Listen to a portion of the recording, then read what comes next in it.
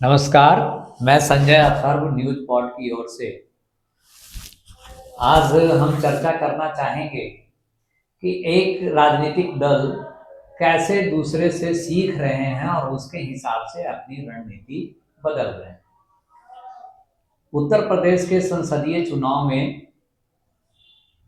जो महागठबंधन, खास करके राहुल गांधी और अखिलेश की जोड़ी ने घोषणाएं की और उससे जो मतदाता प्रभावित हुए, उसी का परिणाम था कि सपा को 34 सीटें मिल गई और भाजपा अपनी अपेक्षा से बहुत नीचे रह गई।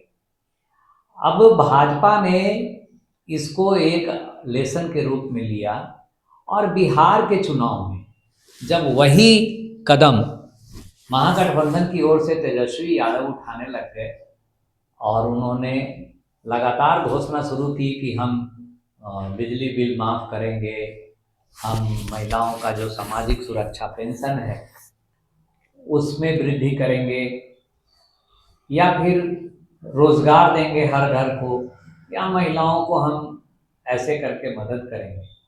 तो बिहार सरकार ने उत्तर प्रदेश की चुनावी समीकरण को देखते हुए एक सीख ली और वो घोषणा करने में इनसे आगे बढ़ गई। उसने आनन फानन में सामाजिक सुरक्षा पेंशन को 1100 रुपये कर दिया, बिजली बिल माफी की घोषणा कर दी कि 125 यूनिट तक हम बिजली बिल माफ कर दे रहे हैं। फिर उसने महिलाओं को 10,000 रुपया देने की घोषणा कर दी। घोषणा ही नहीं की बल्कि उसका तुरंत का तुरंत भुगतान शुरू कर दिया। इसका परिणाम ये हुआ कि जो चाल महागठबंधन उत्तर प्रदेश में चलकर विजेता घोषित हुई थी, उसी चाल की काट से एनडीए ने इन पर बहुत ज़्यादा बढ़त हासिल कर ली और स्थिति ये हो गई कि कांग्रेस तो दुबली थी ही, उसने राजद को भी दुबली कर दिया। अगर हम यही चीज देखें पश्चिम बंगाल और बिहार को लेके, तो बिहार में जो एसआईआर हुआ और एसआईआर का जो विरोध किया गया, एसआईआर के द्वारा जो नाम काटे गए और उसके बाद जो परिणाम आया, उससे सीख लेके ममता बनर्जी एसआईआर का पश्चिम बंगाल में पूरा विरोध कर रही है। विरोध ही नहीं कर रही है बल्कि वो चेतावनी दे रही है कि अगर आपने हमें एसआईआर के माध्यम से डिस्टर्ब करने की कोशिश की तो हम पूरे भारत में आग लगा देंगे, आंदोलन करेंगे और आपकी सत्ता को भी बरकरार नहीं रहने देंगे। ये उन्होंने एनडीए को चेतावनी दी है। हुआ क्या? दरअसल एसआईआर से बिहार में करीब 64 लाख, जैसा कि चर्चा में आया, मतदाताओं का नाम काटा गया। वो ऐसे मतदाता थे जो या तो 2 जगहों पे उनका नाम था, या फिर मृत मतदाता थे जिनका नाम चला आ रहा था, या फिर वैसे मतदाता जो अपना दस्तावेज चुनाव आयोग के सामने प्रस्तुत नहीं कर सके, जिसका परिणाम प्रत्यक्ष रूप से देखने को ये मिला कि चुनाव का जो मतदान प्रतिशत था वो बढ़ गया। प्रथम चरण में बढ़ा तो लोगों को लगा कि पता नहीं क्यों बढ़ा, लेकिन जब दूसरे चरण में ही लगभग उतना ही पहुंचा, 60-65 के बीच का, तो लगा कि ये 2 कारण हो सकता है इसका। एक तो कि महिलाओं को जो सुविधा दी गई, घोषणा की गई 10,000 नकद देने की और दी गई, और दूसरा कि मतदाताओं का जो नाम काटा गया तो उसके कारण वोट परसेंटेज बढ़ा। जब वोट परसेंटेज बढ़ा तो लोगों ने ये अनुमान किया कि एंटी कंबेंसी के तहत एनडीए को कम सीटें आएंगी और महागठबंधन को इसका लाभ मिलेगा, जबकि ऐसा हुआ नहीं। हुआ ये कि महागठबंधन बहुत नीचे ही रह गई और 200 के पार, जैसा कि एनडीए घोषणा भी नहीं कर पा रही थी। राजनीतिक दल बढ़ चढ़ के घोषणा करते हैं, वो घोषणा भी नहीं कर पा रही थी। 150, 140, 160 तक रह जा रही थी। यहां तक कि जो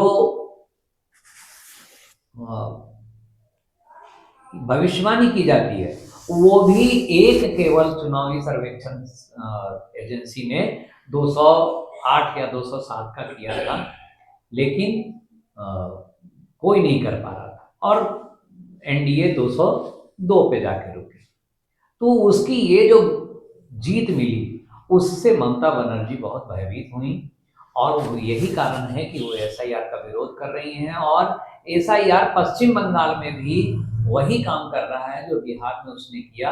वहाँ की भी स्थिति ये है कि 12-14 लाख से जो बात शुरू हुई थी कि इतने मतदाताओं का नाम हटेगा या काटा जाएगा, वो अब कहा जा रहा है कि अगर सख्ती से चुनाव आयोग ने अपना काम किया तो 1 करोड़ से ज्यादा का मतदाता भी चुनावी मतदान लिस्ट से, मतदान सूची से बाहर जाएंगे। तो ऐसे में ममता बनर्जी को ये खतरा लग रहा है कि हमारे ही मतदाता जो कि सत्ता में वो हैं और लगातार बनी हुई हैं, तो उन मतदाताओं का लाभ सत्ताधारी दल उठाता रहा है, तो ऐसे में उनको घाटा होगा। तो इस तरह से हम देखते हैं कि एक राजनीतिक दल दूसरे राजनीतिक दल से सीखता है, उनके चुनावी रणनीति से, परिणाम से, कि हमें क्या करना चाहिए। एक अकेली कांग्रेस है और उसका नेतृत्व राहुल गांधी जो कर रहे हैं वो है कि वो अपनी हार से सीखने को तैयार ही नहीं। हर हार के बाद वो एक नया बहाना ढूंढ के लाते हैं, अपने ऊपर लेते ही नहीं और ना उस पर मीमांसा करते हैं। वो तो आंख मूंदे हुए रहते ही हैं, उनकी पार्टी भी आंख मूंदे हुए रहती है। कभी चौकीदार ही चोर है का नारा लगा के वो सोचते हैं कि हम बैतरनी पार कर जाएंगे। कभी इस बार उन्होंने वोट चोर गद्दी छोड़, बिहार चुनाव के पहले भी वो वोट चोर गद्दी छोड़ का नारा लगा रहे थे, हल्ला कर रहे थे। साथ में वो एसआईआर का विरोध भी कर रहे थे, लेकिन एसआईआर के विरोध में उन्होंने कोई ऐसा आंकड़ा न वो पेश कर पाए, न उनकी पार्टी प्रस्तुत कर पाई, न उनके पार्टी के द्वारा नियुक्त बूथ एजेंट भी वैसा कोई चुनाव आयोग को दे पाए जो बड़े पैमाने पर सही मतदाताओं को बाहर करने की बात सिद्ध करती है। परिणाम आया बिहार में बुरी तरह से, वो हारे, 6 सीट तक सिमट कर रह गए। अब फिर भी उन्होंने सीखने की कोशिश नहीं की है, न उत्तर प्रदेश की जीत से सीखा उन्होंने गहरे रूप में, और न उन्होंने बिहार चुनाव से सीखा। यहाँ तक कि हरियाणा में मिली हार को भी उन्होंने किसी दूसरे नाम पे टाल दिया, दिल्ली में मिली हार को भी उन्होंने किसी दूसरे नाम पे टाल दिया। ऐसे करके वो रोग का निदान नहीं खोज पाते हैं, बल्कि फिर हार अनवरत करते चले जाते हैं। तो ये जो कांग्रेस के जमीनी कार्यकर्ता हैं, उनके मन में ये कसक उठती है, ये मलाल होता है कि आखिर हमारा नेतृत्व मंथन क्यों नहीं कर पाता, मन मंथन क्यों नहीं कर पाता, और वो अपनी रणनीति उन्हीं के द्वारा फिर क्यों बनाने के लिए दे दिया, उन्हीं को क्यों सौंप देता है जो लगातार चुनाव हारते चले जा रहे हैं। तो कांग्रेस के लिए ये सोचने की बात है और मतदाताओं के लिए भी ये सोचने की बात है कि कौन सी पार्टी चुनाव जीतने के लिए कैसी रणनीति अपना रही है। हम अगर फ्री की तरफ दौड़ते जाएंगे कि फ्री मिल रहा है इसलिए वोट दें, तो चाहे वो नीतीश कुमार जीते, चाहे अखिलेश यादव जीते, निश्चित रूप से ये अंततः हार आम जनता की होगी, क्योंकि वो लोभ में जाके ऐसे आदमी को चुन लेंगे जो उपयुक्त नहीं है। इन्हीं सब बातों के साथ हम फिर अगले कार्यक्रम में आपके सामने पेश होने की घोषणा करते हैं। नमस्कार।